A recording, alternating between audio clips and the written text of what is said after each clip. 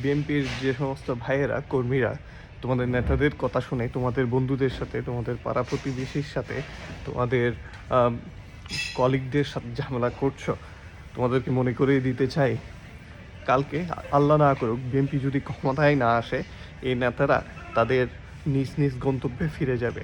তারা দুদিন আগে এসেছে বিদেশ থেকে, হাসিনা স্বৈরাচার শাসনের সময়। তুমি আমি সবাই কষ্ট পেয়েছি, অনেকে জেল জুলুম শিকার হয়েছে। তোমাদের নেতারা তোমাদের পাশে ছিল না ওই সময়, তোমাদের পরিবার নিয়ে অনেক কষ্ট করতে হয়েছিল। আর এই নেতারা কালকে যদি আল্লাহ না করুক কালকে ক্ষমতায় না আসে, আবার পালিয়ে যাবে, কারণ তাদের 2টা পাসপোর্টও আছে, 2টা নাগরিকত্ব আছে, সব কিছু আছে, টাকাও আছে। তোমাদের কাছে কি আছে?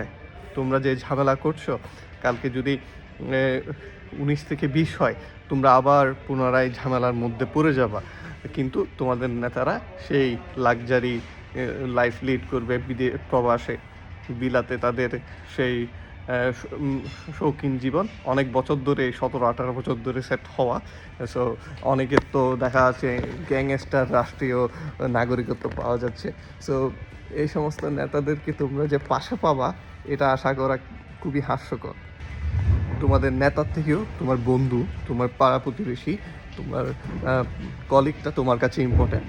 সে যে দলই করুক না কেন, তোমার প্রতি একটু হলেও সহানুভূতি দেখাবে, তোমার প্রতি একটু হলেও সিম্পেথি কাজ করবে। কিন্তু তোমার নেতা ওই পাওয়া পর্যন্তই তোমার প্রতি সিম্পথি বা সহানুভূতিটা কাজ করায়, এর বাইরে না।